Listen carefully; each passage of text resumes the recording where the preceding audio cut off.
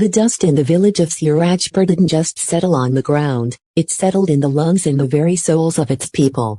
It was a place where the sun felt less like a source of life and more like a witness to the daily struggle for survival. Among the thousands who called this parched land home was Arjun, a 14-year-old boy whose frame was as thin as a reed but whose spirit was forged in the fires of necessity.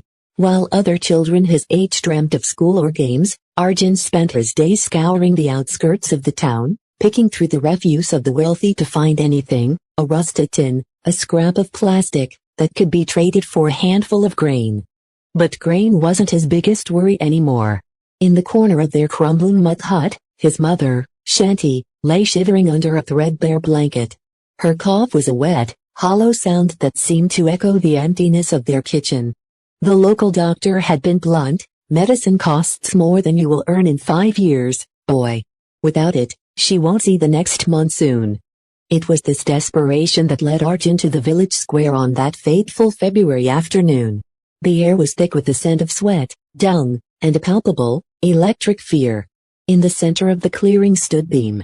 He wasn't just a bull, he was a mountain of black muscle and malice. His horns were polished to a lethal shine, and his breath came in heavy, rhythmic snorts that kicked up clouds of red dust. Beam had already broken the ribs of the village's strongest wrestlers, leaving them crumpled in the dirt. Standing on a raised wooden platform, draped in silk that shimmered like oil on water, was Radhika, the zamindar's daughter. Her beauty was undeniable, but it was a cold, sharp beauty that felt like a blade. She looked down at the villagers with a mixture of boredom and disdain.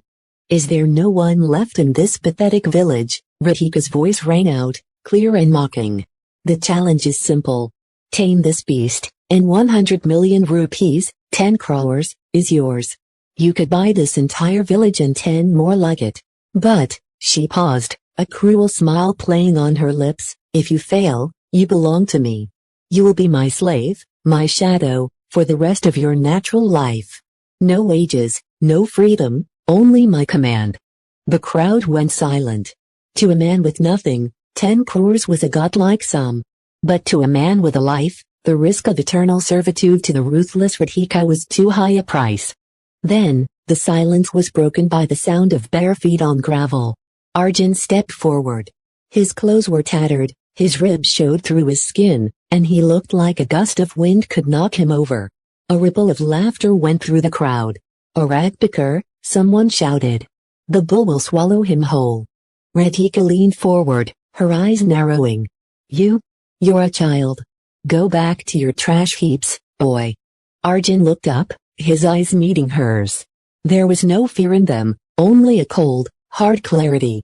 "The money," he said, his voice surprisingly steady. "If I win, I get the money today? Right now." "The moment Beam bows to you, the gold is yours," Radhika replied, intrigued by his audacity. "But if he tosses you, I hope you like the smell of stables, because that will be your home forever." Arjun didn't answer. He turned toward the beast. Beam sensed the new challenger and let out a low, vibrating growl. The boy didn't have a rope, a staff, or a shield. He had nothing but his thin arms and a heart full of his mother's fading heartbeat. As Arjun stepped into the circle, the world seemed to narrow down to just him and the bull. He remembered how he used to watch the cattle in the fields, how he noticed that animals reacted to fear and aggression with more of the same. He didn't approach Beam like a warrior, he approached him like a shadow. The bull charged. It was a blur of black power. The crowd screamed. Arjun didn't run, he waited until the very last second and dropped to the ground, rolling through the dust. The bull's horns whistled through the air where his chest had been a second before. Arjun scrambled to his feet, his heart hammering against his ribs like a trapped bird.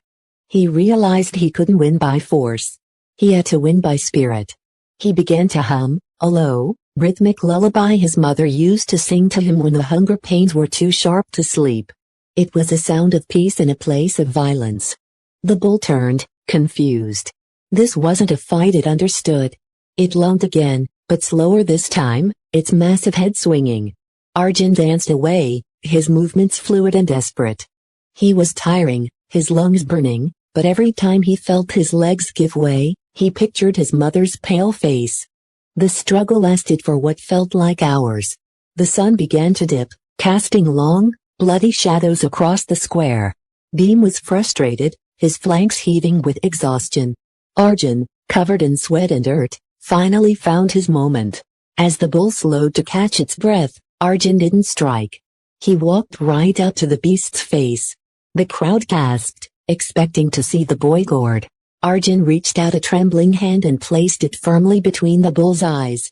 He whispered the final notes of the lullaby. For a heartbeat, the world stopped. Then, slowly, incredibly, the massive beast lowered its head. The tension left Beam's body. He let out a long, weary sigh and knelt in the dust. The silence that followed was deafening. Arjun stood there, his hand still on the bull's head, looking at Radhika. Her face had gone pale, her arrogance replaced by genuine shock. He had done the impossible. The aftermath of the victory was a blur of noise and color. The villagers, who had mocked Arjun only an hour before, now surged forward, their cheers shaking the very trees. Radhika sat frozen on her platform, her eyes fixed on the boy who had just shattered her world. 10 crores. It was a sum that could change the destiny of 1,000 people, and it now belonged to a boy who owned nothing but a sack of plastic scraps. With a trembling hand, Radhika signaled her attendance. A heavy iron chest was brought forward, filled with gold coins and high-denomination notes. "You have your prize," she said, her voice tight. "Take it and leave." Arjun didn't wait. He grabbed a handful of notes, enough to pay for the best doctors in the city, and entrusted the rest of the chest to the village elder, a man known for his honesty. "Use this for the school. Use it for the well. Use it for the people," Arjun commanded, his voice now carrying an authority that didn't match his age. "But save enough for my mother's care." He sprinted back to his hut, the medicine clutched to his chest like a holy relic. For the next 3 weeks, Arjun didn't leave Shanti's side. He used the money to bring a specialist from the city, someone who arrived in a car that cost more than the village's entire harvest. Slowly, the color returned to Shanti's cheeks. The hollow cough faded into a soft breath of sleep. However, wealth in a land of poverty is a dangerous thing.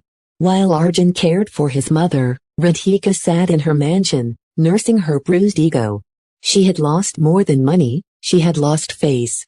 In her world, power was everything, and a rag-picker had made her look like a fool. One evening, as the sun set in a bruise-colored sky, a group of Radhika's guards arrived at Arjun's hut.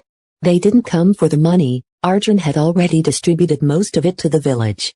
They came for him. "The contract," the lead guard said, holding up a piece of parchment.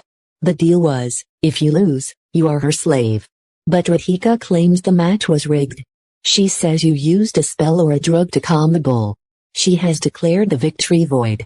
Arjun stood in the doorway, shielding his mother. The village saw it. The bull bowed. "The Zamindar's word is law," the guard replied, grabbing Arjun by the arm. He was dragged back to the mansion, not as a hero, but as a prisoner. Radhika was waiting in the courtyard. She looked at him with a cold, predatory gleam. "You thought you could walk away from me," she whispered. "Now, you will serve me, but not as a regular servant. You will be the one to tend to Beam. Since you love him so much, you will live in his pen, eat his scraps, and if he so much as gets a scratch, I will have your skin." For months, Arjun lived in the dirt. He cleaned the stables, fed the bull, and endured a lash of the overseer's whip. But something strange happened. The bull, Beam, became his protector. Whenever the guards tried to beat Arjun too harshly, Beam would roar and charge the bars, his eyes glowing with a protective fire.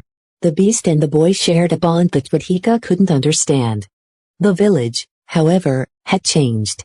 The money Arjun had left behind had built a clinic and a school. The people were no longer starving, and for the first time, they had hope. They didn't forget the boy who had given it to them. One night, a fire broke out in the Zamindar's mansion. It started in the kitchens and spread like a hungry red tide, fueled by the dry wood and expensive silks. The guards fled, thinking only of themselves. Radhika, trapped in her upper chambers by a collapsed beam, screamed for help, but her cries were drowned out by the roar of the flames. Arjun, locked in the stable, saw the glow. He didn't think of his months of slavery or the lash marks on his back. He looked at Beam. "We have to help," he whispered. With a strength born of desperation, Arjun unbolted the heavy gate. He didn't run for freedom. He ran toward the fire. Beam followed him, the massive bull crashing through the ornate garden fences. Arjun reached the mansion and soared Hika through a window, surrounded by smoke. He couldn't reach her, but Beam could. Arjun guided the bull toward the wall of the burning wing. "Now," he shouted. The bull lowered his head and charged with the force of a battering ram. The stone wall buckled and collapsed, creating a path into the inferno. Arjun rushed in, pulled Radhika from the debris, and dragged her out just as the roof gave way. He laid her on the grass, her silk clothes scorched and her face blackened by soot. When she opened her eyes and saw Arjun and a bull standing over her, she didn't see a slave or a ragpicker. She saw the only two souls who had stayed to save her when her wealth had failed. The next morning, as the embers cooled, Radhika stood before the village. She was no longer draped in silk, she wore a simple cotton wrap. She looked at Arjun, then at the villagers. "The debt is paid," she announced, her voice trembling but clear. "Not by him, but by me. I owe him my life." She officially signed over the remaining family lands to the village collective and left Sirajpur forever, seeking a life where she could learn to be human again. Arjun returned to his mother, who was now standing at the door of a new, sturdy house. He wasn't a millionaire anymore, he had given it all away, but as he sat down to a simple meal with his healthy mother, he knew he was the richest man in the world. Beam, no longer a beast of death, grazed peacefully in the village common, a symbol to